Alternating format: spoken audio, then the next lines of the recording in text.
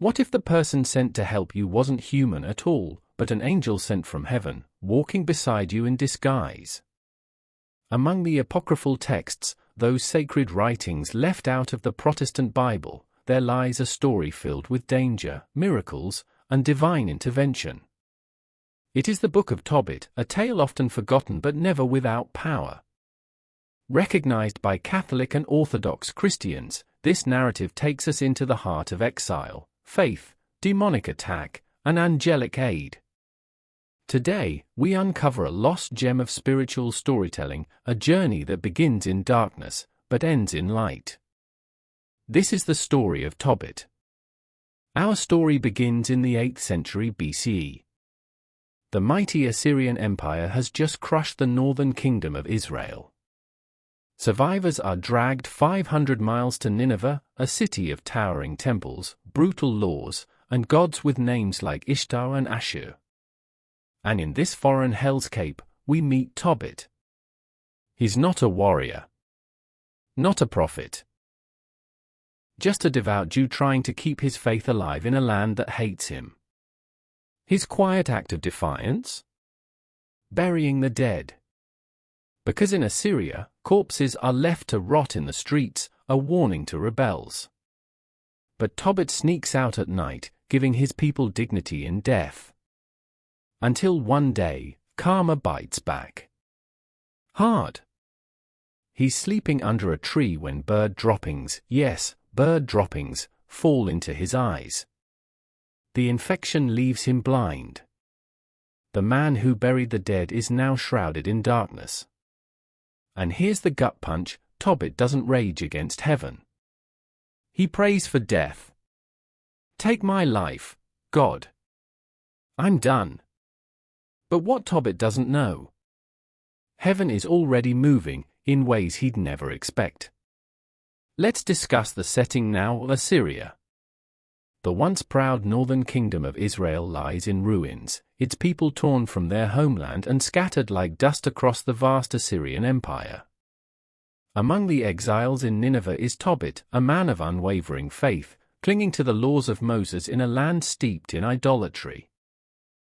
While others bow to foreign gods, Tobit risks everything to honor the dead, defying the king's decree by giving his fallen kinsman proper burial. It is a sacred duty, but a dangerous one. Then, after one such act of courage, exhaustion overtakes him. He rests in the open air, vulnerable beneath the sky. As he sleeps, sparrow droppings fall into his eyes. The affliction spreads. Within days, darkness swallows his sight.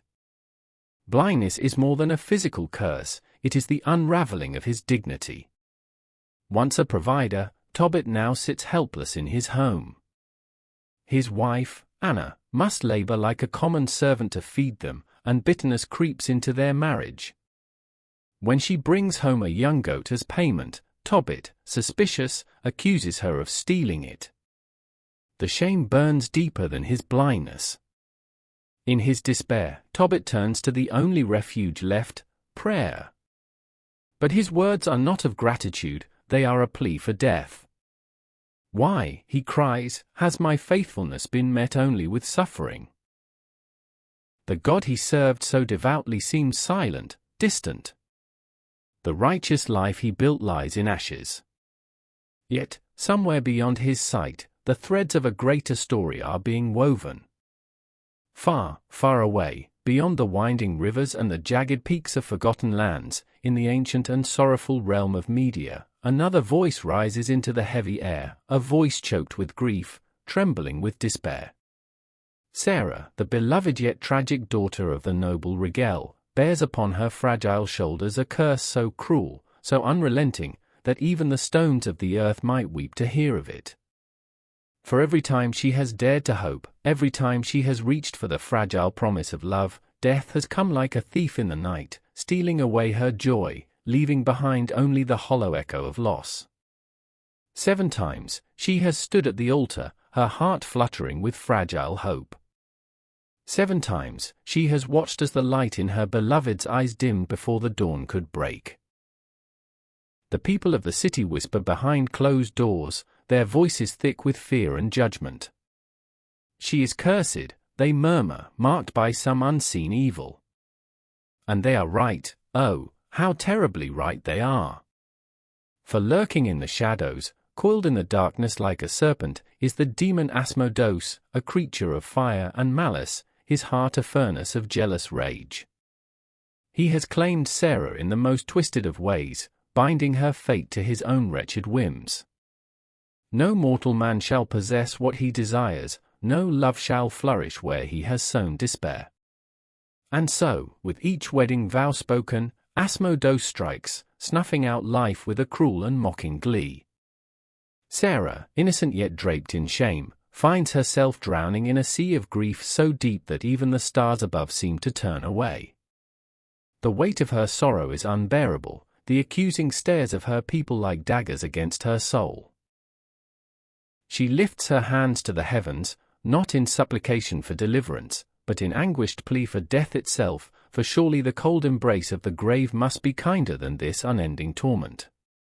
And so it is that two voices rise, trembling and broken, into the vast and silent heavens, Tobit, blinded and broken, crying out for an end to his suffering, and Sarah, cursed and forsaken, begging for release from her agony. Two lives, bound by sorrow, their prayers spiraling upward like smoke from a dying flame. The heavens listen. But will they answer? And so, as one man prays for healing and another for guidance, a new chapter begins, a mission is set in motion, and a mysterious stranger steps into the story. In the quiet, sun-drenched streets of Nineveh, where the weight of exile pressed heavily upon the hearts of its scattered people, Tobit, now shrouded in the lingering darkness of his blindness, found his thoughts turning to an old, nearly forgotten promise. A sum of money, substantial and significant, lay deposited in the distant land of Media, entrusted long ago to the care of a kinsman named Gabail.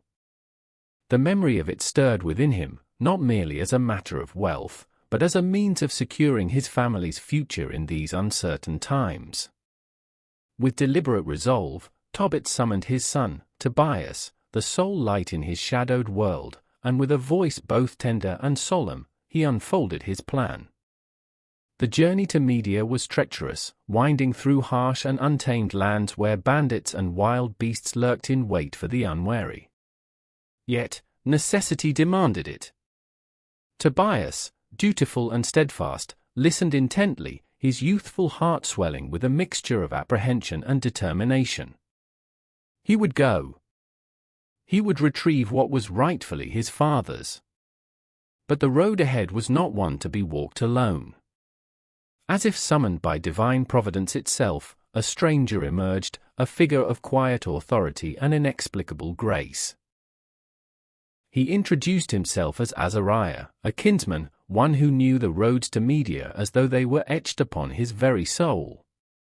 There was something unsettlingly serene about him, a calm that seemed untouched by the worries of mortal men. His eyes held depths unseen, his words carried the weight of unshakable certainty. Tobit, though cautious, felt an inexplicable trust stir within him. This was no ordinary traveler. And so, with a father's blessing and a prayer whispered into the uncaring winds, Tobit placed his beloved son into the hands of this enigmatic guide. Little did he know that the one who would lead Tobias through the perils of the wilderness was no mere man, no simple relative bound by blood. For Azariah was but a veil, a name draped over a being of radiant, celestial majesty. He was Raphael, the healing of God, one of the 7 archangels who stood in the very presence of the divine, sent forth unseen upon a mission of mercy. Thus began a journey far greater than the retrieval of silver. A journey where heaven walked beside the steps of man, where the unseen hand of providence wove its threads through the lives of the faithful. The road to Media stretched long and uncertain before them, but Tobias did not walk it alone. For his guide was not of this world. And so, as their journey unfolds along the banks of the Tigris, we enter a moment both strange and sacred, a chapter known as the Fish and the Divine Remedy. As the sun climbs high in the heavens, casting its golden light upon the winding path of their pilgrimage. Tobias and the enigmatic Raphael arrive at the banks of the mighty Tigris River. The waters, swift and shimmering, beckon Tobias to cleanse himself, and with little hesitation, he steps into the cool embrace of the current. Yet, in an instant, the tranquility is shattered. A monstrous fish, a leviathan of the deep, surges from the depths, its gaping maw poised to drag him into the abyss. With a voice both calm and commanding, Raphael urges Tobias to seize the beast, to wrestle with this unexpected adversary. Summoning every ounce of his strength, Tobias obeys, gripping the thrashing creature with desperate determination. The struggle is fierce, but at last, the fish is subdued. Then, under the angel's precise guidance, Tobias carefully extracts 3 sacred portions, the heart, the liver, and the gallbladder, each pulsing with a mysterious, unseen power. The instructions that follow are cryptic, spoken in words that seem to carry the weight of divine purpose. These organs, Raphael declares, shall become instruments of healing, though their true significance remains veiled from Tobias's understanding. Yet despite the uncertainty, Tobias does not waver. His faith is steadfast, his trust in his celestial guide unshaken. Their journey continues, leading them at last to the land of Media, where Raphael presents Tobias with a proposition both astonishing and terrifying. He must take Sarah, the daughter of Rigel, as his bride. Tobias's blood runs cold at the thought, for he knows the tragic fate that has befallen all who have dared to marry her, 7 husbands, each struck down on their wedding night by a malevolent force beyond mortal comprehension. But Raphael, ever the bearer of heavenly wisdom, reassures him. The very organs of the fish, he explains, shall serve as weapons against the darkness. The heart and the liver, when cast upon the flames, will become a divine instrument of exorcism, driving away the demon that has tormented Sarah for so long. And just when hope seemed lost, the tide turned. This was the binding of the beast. Night descends upon the house of Rigel, heavy with both anticipation and dread. The wedding feast has concluded, and now Tobias stands at the threshold of the bridal chamber, his heart pounding like a drum within his chest. The moment of trial is upon him. With trembling hands, he obeys Raphael's instructions, placing the fish's heart and liver upon burning incense. The flames devour the offerings, and as the fragrant smoke curls upward, an unseen battle is waged in the realms beyond mortal sight. Then, a shriek, unearthly and terrible, pierces the darkness. The demon, its power broken by the sacred smoke, flees in terror, its reign of torment at last undone. But Raphael does not allow it to escape unpunished. Like a warrior of old, he pursues the wretched creature across the desolate expanse of the desert, through the howling winds and shifting sands, until at last he overtakes it in the distant land of Egypt. There, with divine authority, he binds the fiend, ensuring it can never again return to plague the innocent. And so, for the first time in her tragic history, Sarah's marriage is not sealed in sorrow, but in triumph. The shadow that once loomed over her has been lifted, replaced by the radiant dawn of a new beginning. Joy, long absent from her life, now fills the household, and Tobias, the instrument of her deliverance, stands in awe of the miracles wrought through faith, obedience, and the strange, sacred power of a fish pulled from the Tigris. The night that once spelled death has become a testament to divine intervention, a night of exorcism, of deliverance, and of hope restored. But as Tobias returns home, the journey is far from over, for what awaits is a revelation beyond anything they imagined. The long and arduous journey has reached its conclusion. Tobias, now a man transformed, no longer the uncertain youth who once set out on this perilous quest, returns home, his heart brimming with triumph and his life irrevocably altered. By his side stands Sarah, his devoted wife, her presence a testament to the miracles that have unfolded. The trials they endured, the spectre of death, the lurking demon, the desperate prayers in the night, have all culminated in this moment of homecoming.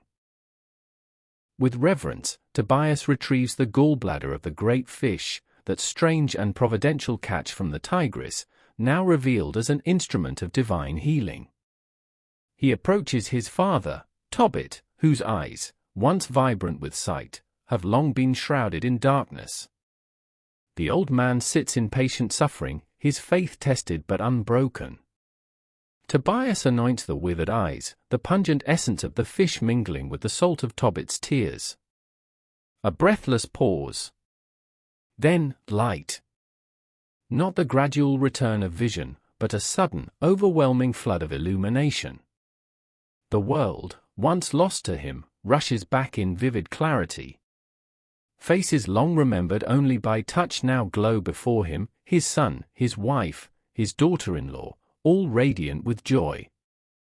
The years of blindness, the humiliation, the whispered doubts of neighbors, all dissolve in this single, miraculous instant.